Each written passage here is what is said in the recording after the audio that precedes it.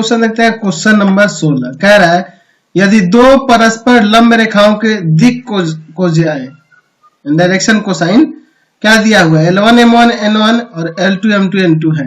तो दिखाइए कि इन दोनों पर लंब रेखा यानी कि इन दोनों पर लंब रेखा के दिक को जाए ये होंगी। तो बताया है कि दो सदिशों पर लंब सदिश की दिक को क्रॉस प्रोडक्ट निकालते हैं। तो अगर मैं मान लू माना यहां पर वेक्टर R1 कर लेता हूं, ठीक है, इसके लिए ले लेता हूं L1 I cap M1 J cap और प्लस में N1 K कैप और वेक्टर R2 जो दूसरा दिया है, दो रेखाएं है ना जी, दोनों के लिए इसके दिक को जाए दी गई हैं। इसे दिया है L2 I cap M2 J cap और प्लस N2 K कैप।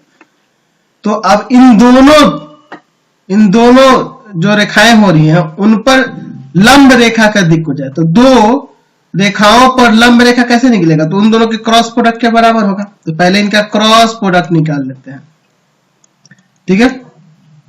और इसके जो अदिश घटक होंगे ना वो आपका क्या हो जाएगा, डायरेक्शन कोसाइन हो जाएगा लंब रेखा का, I cap J cap K cap L1 M1 N1 L2 M2 N2।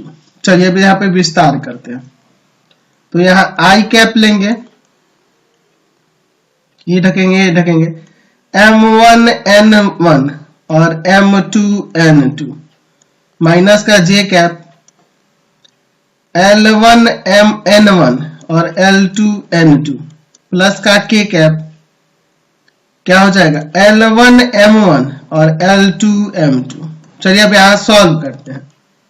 यहां आ जाएगा आपका M1 N2 minus M2 N1 I cap, समझ गए ना। फिर अगला हो जाएगा माइनस का J कैप है ना, तो मैं माइनस रहने देता हूं, यहां पे लिख देता हूं L1 N2 माइनस का L2 N1 J कैप, ठीक है, प्लस यहां हो जाएगा L1 M2 माइनस का L2 M1 K कैप, ऐसे हो जाएगा। तो यहाँ माइनस है तो इस प्लस में करके अंदर जगह बदल देते हैं यहाँ पर। चलिए तो क्या हो जाएगा यहां से M1 N2 माइनस का M2 N1 I कैप, ठीक है, यहां प्लस इसको पहले लिख दो। तो आप N1 L2 भी लिख सकते हो, उससे कोई दिक्कत नहीं है, L2 N1 भी लिख सकते हो, उससे कोई प्रॉब्लम नहीं है। N1 L2 और इसे लिख देता हूं माइनस N2 L1, उससे कोई प्रॉब्लम नहीं है, प्लस का L1 M2 माइनस का L2 M1, ये जो था वैसे ही आ गया K कैप।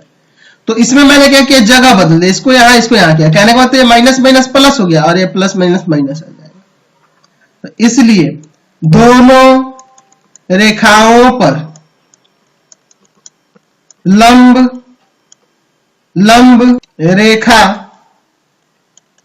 के दिक को जाए डायरेक्शन कोसाइन क्या हो जाएगा M1 N2 minus M2 N1 N1 L2 minus N2 L1 और तीसरा हो जाएगा L1 M2 माइनस का L2 M1। ये हमें साबित करके दिखाना था, हमने दिखा दिया। चलिए अगला